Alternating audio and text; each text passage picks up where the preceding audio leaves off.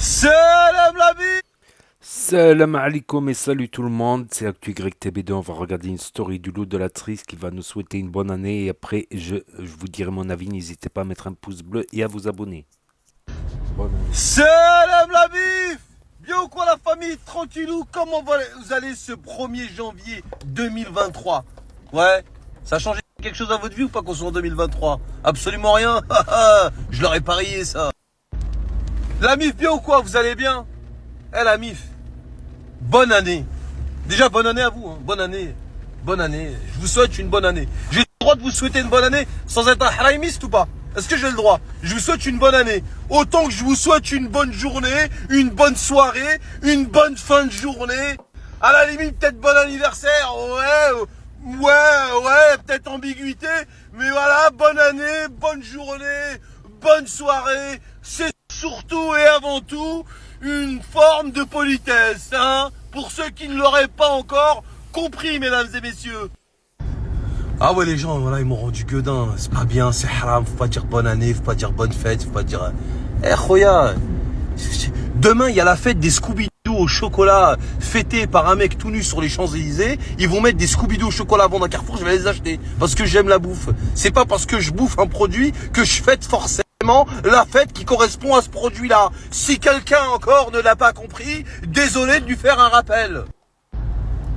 Ah là, c'est comme les gens, tu sais, des fois il y a des gens, ils sont dans la religion, soi-disant, après je sais pas, je suis pas dans le cœur des gens, je suis pas dans leur âme, je serai pas dans leur tombe, et encore moins à leur jugement, je pourrais rien faire pour eux, ils pourront rien faire pour moi, mais une chose est sûre, c'est que t'en as, ils te dégoûtent de la religion. Des fois t'as des mecs, par exemple des petits jeunes, ils marchent, tu vois, ils ont un jean un peu craqué, et ben ils vont tomber sur des mecs avec une barbe qui vont leur dire « A'oudou billahi minash shaitanir rajim » c'est haram ce que tu fais, c'est haram. Wallah, le petit, il a envie de se sauver dans une église orthodoxe, mesquine. Tellement qu'il lui fait peur. Et moi, la famille, je vous ai souvent parlé de cette histoire-là, de cette anecdote qui est vraie, qui a existé et que j'ai vue de mes yeux. C'est cette histoire de cet ami, de cet homme qui est devenu un ami, qui a toujours été un ami, même quand il n'était pas dans l'islam et qui se bourrait la gueule du matin au soir. Il y a un frérot, il buvait pendant 8 ans. Et tous les jours, il allait dans une sandwicherie tenue par des frères pétés, fonce-dés. Flash de vodka, absolute, Red Bull. Tous les jours, du lundi au dimanche sans répit. Ramadan, pas Ramadan, ce que tu veux. Fonce-dé tous les jours. Les frères, écoutez bien.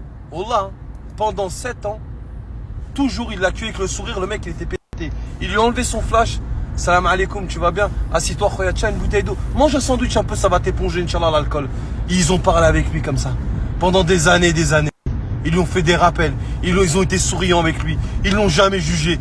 Tellement qu'ils ont été gentils avec lui, à la fin, le mec, il est rentré dans le deal tout seul. Oh là. Et le frère, il se reconnaîtra parce qu'il regarde mes snaps de temps en temps, même s'il me dit que des fois j'abuse, que je dis des gros mots. C'est un truc de ouf. Wallah.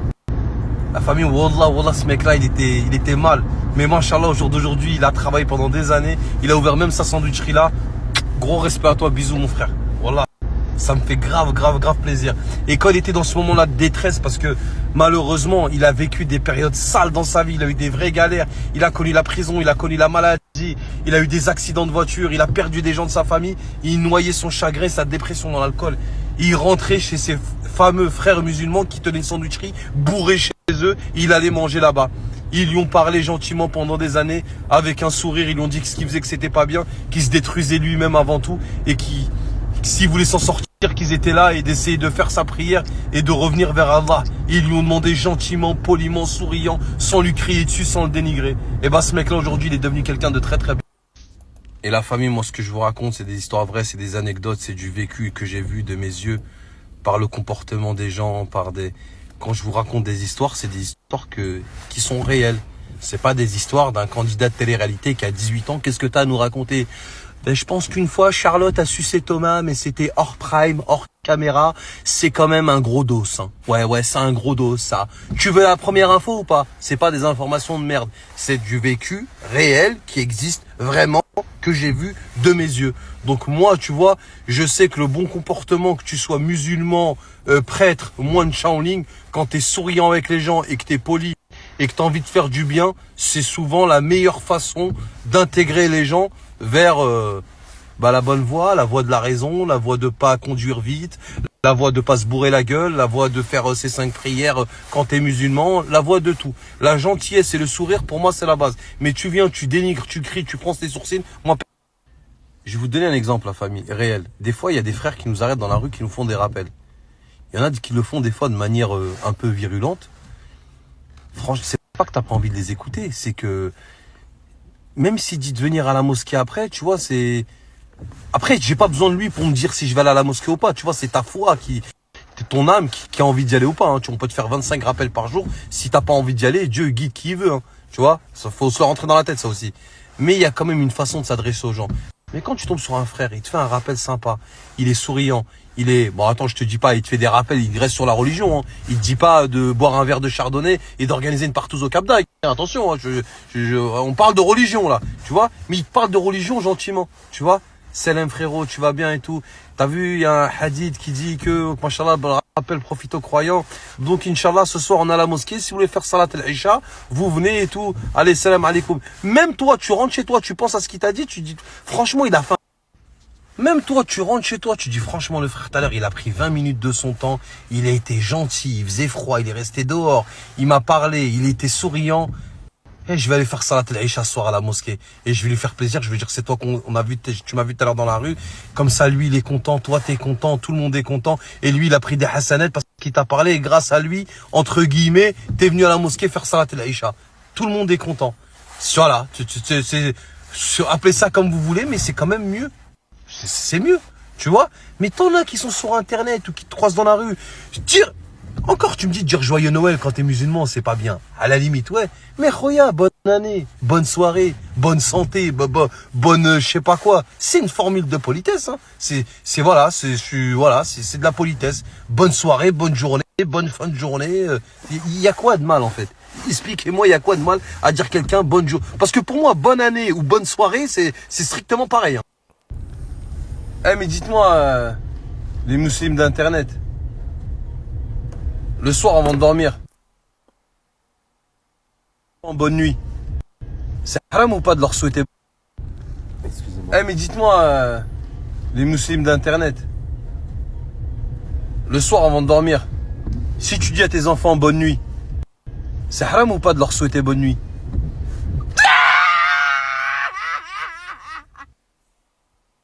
Et je savais que ça va arriver, je savais que tu vas comprendre que c'était toi. Mais quel que c'était moi, je suis venue dans ton restaurant, moi? Donc voilà, c'était la story du loup de la street. Je trouve que c'est un sujet intéressant parce que c'est un sujet qui fait débat dans le monde musulman. À savoir que entre les savants musulmans, il y a des choses qui font consensus, c'est-à-dire tout le monde est d'accord, tous les savants sont d'accord là-dessus, comme les 5 piliers de l'islam, tout ça, les façons de pratiquer. Et il y a des choses qui font divergence entre les savants, notamment ce sujet, doit-on souhaiter bonne fête aux non-musulmans qui pratiquent des fêtes non musulmanes. Donc là-dessus, il y a divergence. Il y a des choses qui font consensus dans l'islam où tout le monde est d'accord, et il y a des choses qui font divergence là-dessus. Donc il y a deux écoles qui s'affrontent, j'ai plus tous les noms, tout ça en tête.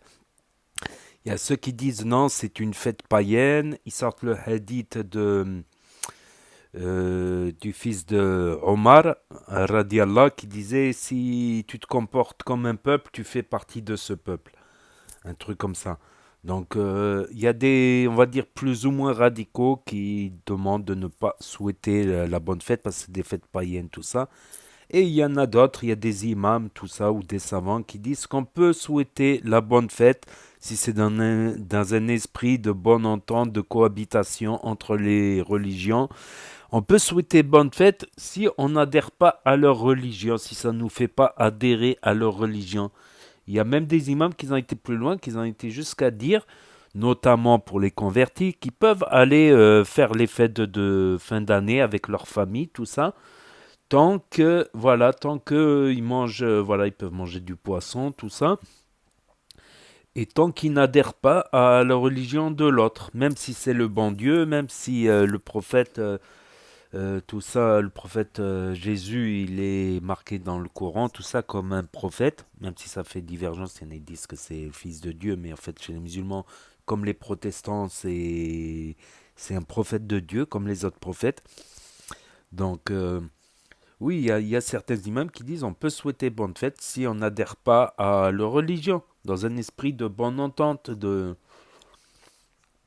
ou encore ouais, que l'autre qui a dit qu'on peut même manger à table, voilà, c'est de la nourriture tant qu'on n'adhère pas à la religion de l'autre, mais tant que ça ne nous fait pas adhérer à la religion de l'autre, c'est totalement faisable, tout comme les chrétiens qui nous souhaitent bonne fin de Ramadan, bon Eid, bon Aïchoura, tout ça, toutes les fêtes musulmanes.